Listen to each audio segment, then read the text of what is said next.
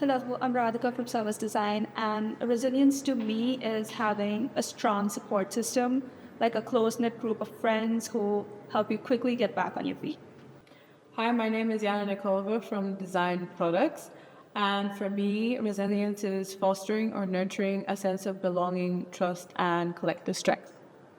From textiles, and the resilience to me is have a strong sense of confidence in community and freedom to go out at any time. Hello, I'm Jiahao from Design Products, and resilience to me is ability to get up on my feet and recover from difficulty. Hello, my name is Rachel, and I'm from fashion program.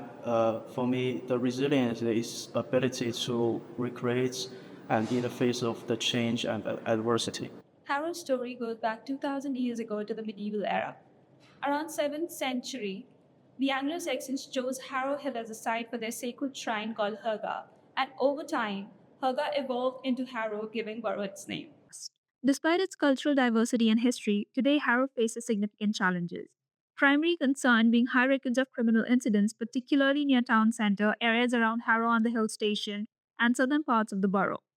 Organization Young Harrow reported that over 41% of girls aged 16 to 25 consider certain areas of Harrow to be extremely unsafe, with several reports highlighting major misconduct, incidents of harassment with women, and a notable lack of security in public spaces. Our project addresses the critical gaps by reimagining public spaces to foster resilience and safety.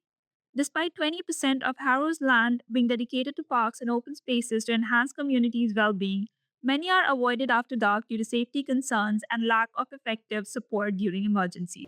We selected Harrow Recreation Ground, one of the most frequented public spaces in the area, as a focus point.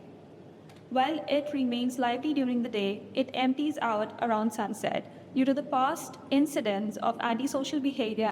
Our initiative is called Reclaiming the Park, which aims to foster community cohesion.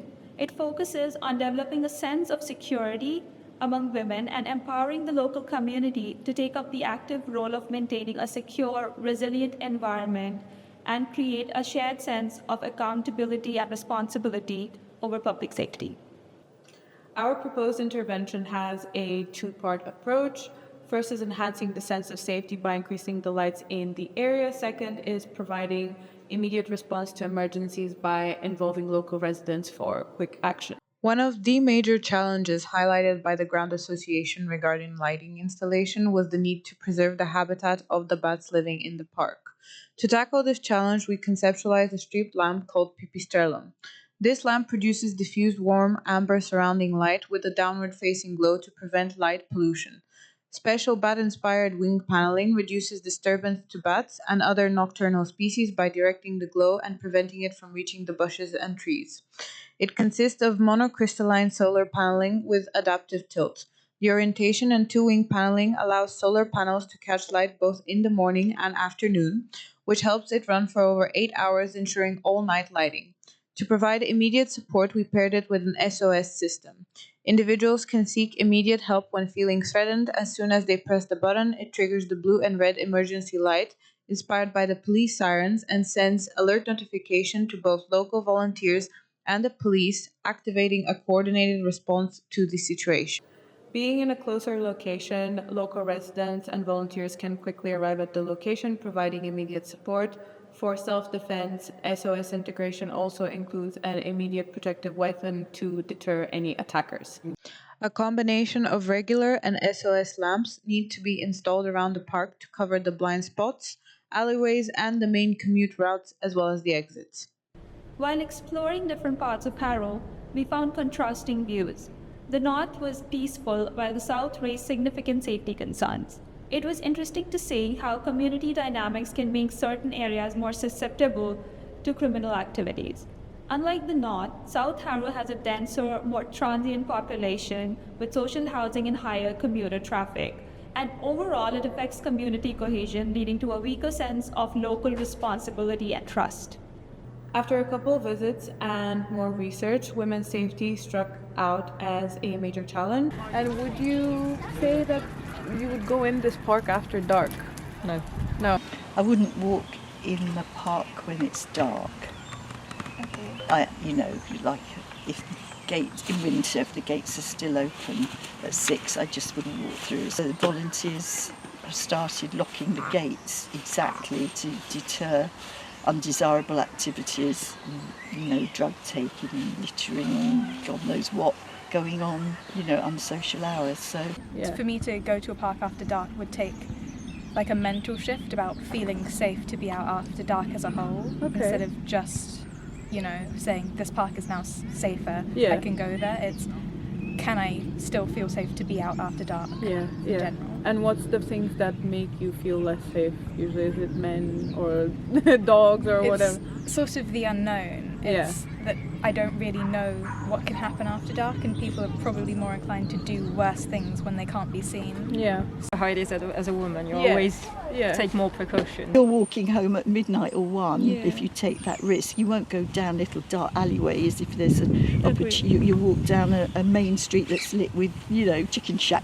Definitely lights. That's dark. Yeah, probably some lighting would be good.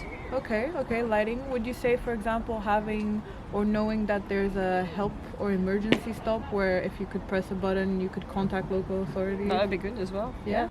These insights highlighted complex emotions tied to personal safety and the desire for a supportive environment. We also contacted Harrow Recreation Ground to understand what they are doing to ensure safety in and around the premises. Management is overseen by the council and the volunteer group called Harrow Ground User Association, while security is handled by the Harrow Recreation Ground Crime Prevention Advisory Group in collaboration with the Metropolitan Police.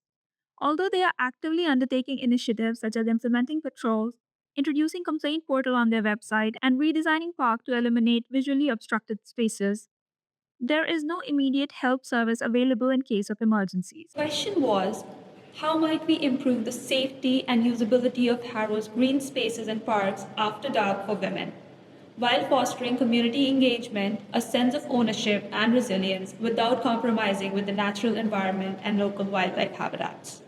We started brainstorming different opportunity areas, from better infrastructure for lighting, SOS system, to preventing approaches like increasing the footfall in the area by setting up food stalls later in the evening. As it is the community's commitment to preserve bats, species abundant in the area, and minimize light disruption, the design of the street lamp draws inspiration from them.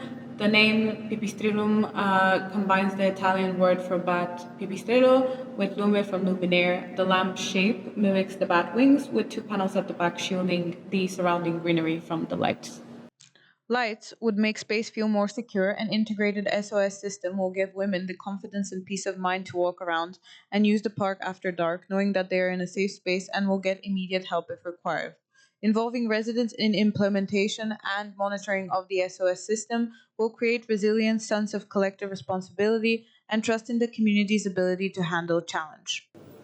With this project, we wanted to build resilience in the neighborhood by empowering local residents to take ownership of their safety. And create a community-driven support network, ensuring they look out for one another in times of need.